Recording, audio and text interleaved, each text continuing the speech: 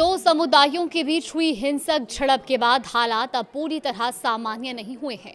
तनाव को देखते हुए प्रशासन ने अब भारत की सीमा से सटे इलाकों में भी सख्ती बढ़ा दी है।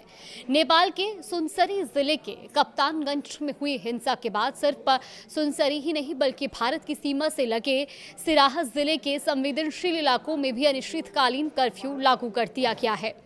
प्रशासन का कहना है कि सांप्रदायिक तनाव दूसरे इलाकों में फैलने की आशंका को देखते हुए ये कदम उठाया गया है। सिराहा के मुख्य जिला अधिकारी सुरेंद्र पौडेल ने गुरुवार दोपहर 2 बजे से अगले आदेश तक कर्फ्यू लागू करने के निर्देश जारी किए हैं और प्रशासन के मुताबिक जिला सुरक्षा समिति ने हालात की समीक्षा की है और इस समीक्षा के दौरान यह आशंका भी जताई गई कि इलाके में शांति व्यवस्था बिगड़ सकती है और विरोध प्रदर्शन या हिंसा फिर से भड़क सकती है। इसी वजह से संवेदनशील इलाकों में लोगों की आवाजाही पर प्रतिबंध लगा दिया गया है।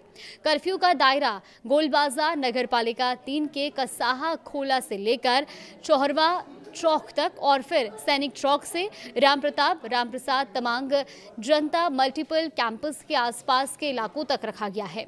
अब सवाल यह है कि आखिर नेपाल में हिंसा की शुरुआत कैसे हुई। दरअसल पूरा मामला 26 जुलाई की रात का है। हिंसा की शुरुआत सुनसरी जिले के देवानगंज ग्रामीण नगरपालिका के कप्तानगंज क्षेत्र के से शुरू हुई और यहाँ दो समुदाय अपनी अपनी धार्मिक आयोजनों में व्यस्त थे। एक तरफ बोलबम यात्रा की तैयारी चल रही थी जबकि दूसरे समुदाय की तरफ से भी धार्मिक कार्यक्रम आयोजित किया जा रहा था।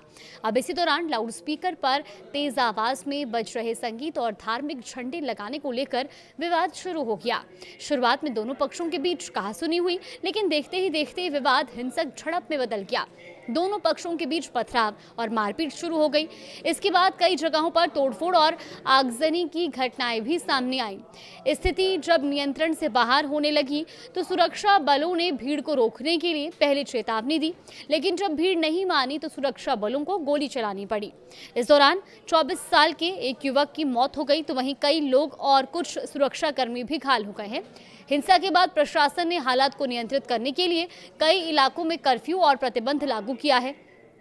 प्रशासन ने साफ कर दिया है कि कर्फ्यू का उल्लंघन करने वालों के खिलाफ सख्त कानूनी कार्रवाई की जाएगी। पुलिस का यह भी कहना है कि स्थिति पहले की तुलना में बेहतर हुई है, लेकिन तनाव अभी पूरी तरह खत्म नहीं हुआ। इसी वजह से सुनसरी जिले की कई नगरपालिकाओं और ग्रामीण इलाकों में कर्फ्यू अभी जारी है।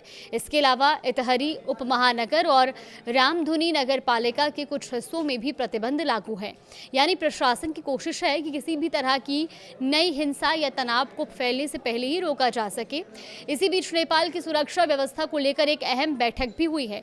नेपाल के प्रधानमंत्री की अध्यक्षता में राष्ट्रीय सुरक्षा परिषद यानी कि एनएससी की बैठक हुई, जिसमें सुनसरी की हिंसा और देश की समग्र सुरक्षा स्थिति की समीक्षा की गई। बैठक में सामाजिक सद्भाव और राष्ट्रीय एकता बनाए रखने पर जोर दिया गया। साथ ही सभी सुरक्षा एजेंसियों और संबंधित संस्थाओं के बीच बेहतर समन्वय की जरूरत पर भी जोर दिया गया ताकि हालात को नियंत्रण में रखा जा सके और किसी भी संभावित तनाव को समय रहते रोका जा सके। फिलहाल प्रशासन की सबसे बड़ी चुनौती यही है कि सुनसरी में शुरू हुआ यह तनाव दूसरे संवेदनशील इलाकों तक ना पहुंचे। इसी आशंका को देखते हुए भारत की सीमा से सटे सिराहा जिले में भी अनिश्चितकालीन कर्फ्यू लागू किया गया है। हालांकि पुलिस के मुताबिक स्थिति में पहले के मुकाबले सुधार हुआ है, लेकिन तनाव अभी पूरी तरह से खत्म नहीं हुआ। ऐसे में प्रशासन की नजर संवेदनशील इलाकों पर बनी हुई है और लोगों से शांति व्यवस्था बनाए रखने की अपील भी की जा रही है।